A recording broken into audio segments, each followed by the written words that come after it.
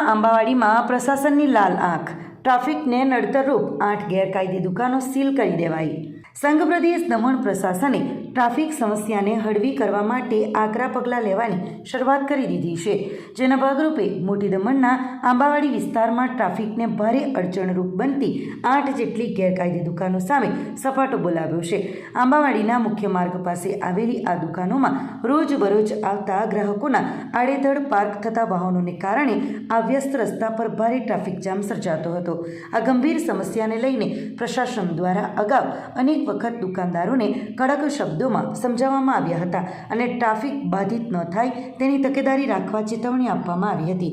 આમ છતાં દુકાનદારો તરફથી કોઈ હકારાત્મક પ્રતિસાદ ન મળતા અને સ્થિતિમાં કોઈપણ પ્રકારનો સુધારો ન જોવા મળતા આખરે પ્રશાસને આ તમામ દુકાનોની સઘન તપાસ શરૂ કરાવી હતી। આ તપાસ દરમિયાન મોટો ખુલાસો થયો હતો કે આ દુકાનદારો પાસે બાંધકામ કરવા માટેની કોઈપણ પ્રકારની કાયદેસરની માન્ય પરવાનગી જ ઉપલબ્ધ ન હતી। આ ગેરકાયદેસર બાંધકામના આધારે પ્રશાસને આખરે તમામ 8 ગેરકાયદે દુકાનોને તાત્કાલિક અસરથી બંધ કરાવી દીધી છે અને ત્યાં કોર્ડન પટ્ટી મારીને કડક કાર્યવાહી કરી છે।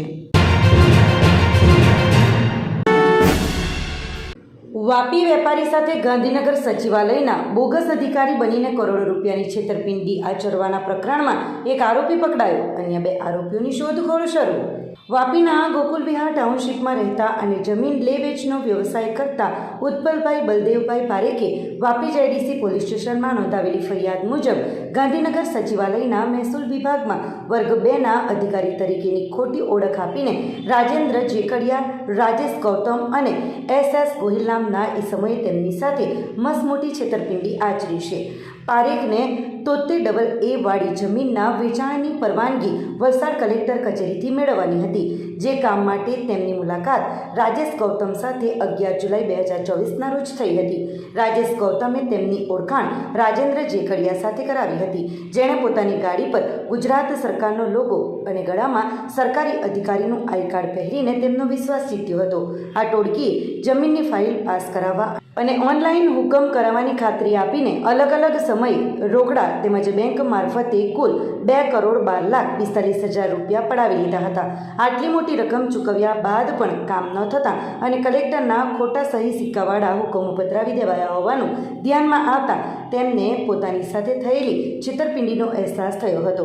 આ ગંભીર બાબતે ઉત્પલભાઈની ફરિયાદના આધારે વાપી જેડીસી પોલીસે BNSની વિવિધ કલમો હેઠળ ગુનો નોંધીને ત્વરિત કાર્યવાહી હાથ ધરીને મુખ્ય આરોપી રાજેન્દ્ર જેકડિયાની ધરપકડ કરી હતી, જ્યારે આ ઠગાઈ પ્રકરણમાં સામેલ અન્ય 2 આરોપીઓને પકડવાના ચક્રો ગતિમાન કર્યા છે। વાપી શહેર કોંગ્રેસ પ્રમુખ મહેશ શાહનું રાજીનામું, ઉંમર અને વ્યક્તિગત વ્યસ્તતાને કારણે પદ છોડ્યું। વાપી શહેર કોંગ્રેસ સમિતિના પ્રમુખ મહેશ શાહે સોમવારે પોતાના પદ પરથી તાત્કાલિક અસરથી રાજીનામું આપી દેતા સ્થાનિક રાજકારણમાં ગરમાવો આવી ગયો છે।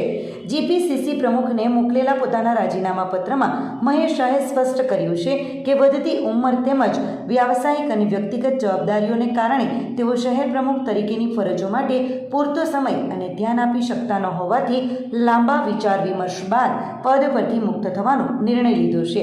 આ નિર્ણય સંપૂર્ણપણે વ્યક્તિગત છે અને તેનો પક્ષની વિચારધારા કે સંગઠન પ્રત્યેની તેમની પ્રતિબદ્ધતા સાથે કોઈ સંબંધ નથી તેવો ખુલાસો કરતાં તેમણે ઉમેર્યું હતું કે તેઓ INCના સિદ્ધાંતો પ્રત્યે નિષ્ઠાવાન રહીને ભવિષ્યમાં પણ સામાન્ય કાર્યકર તરીકે પક્ષ તથા જનસેવાની કામગીરીમાં સક્રિયપણે જોડાયેલા રહેશે। પક્ષના વરિષ્ઠ નેતૃત્વ દ્વારા તેમના પર મૂકવામાં આવેલા વિશ્વાસ બદલ આભાર વ્યક્ત કરતા તેમણે સંગઠનને મજબૂત બનાવવા માટે કાર્યરત રહેવાની ભાવના વ્યક્ત કરી હતી।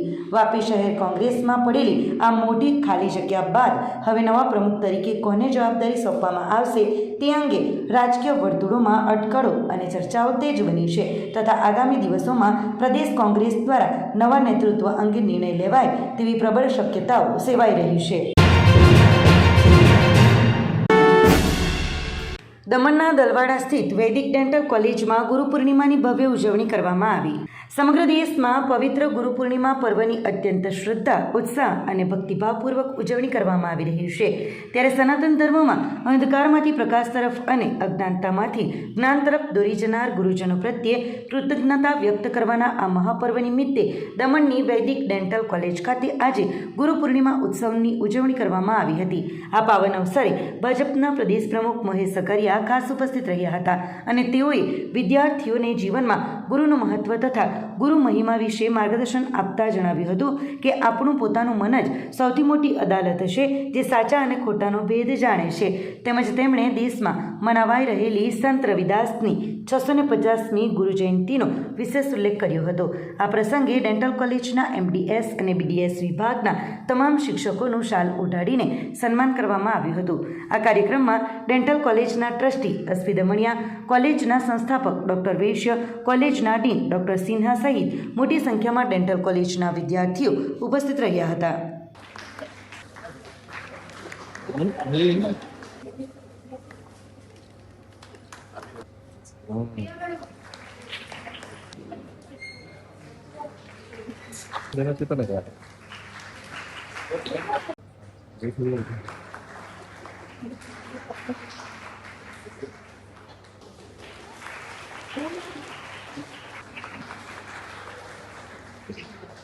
आज गुरु पूर्णिमा के अवसर पर मैं जानवी पाटिल मेरे सारे गुरुओं का शुक्रिया अदा करना चाहूँगी.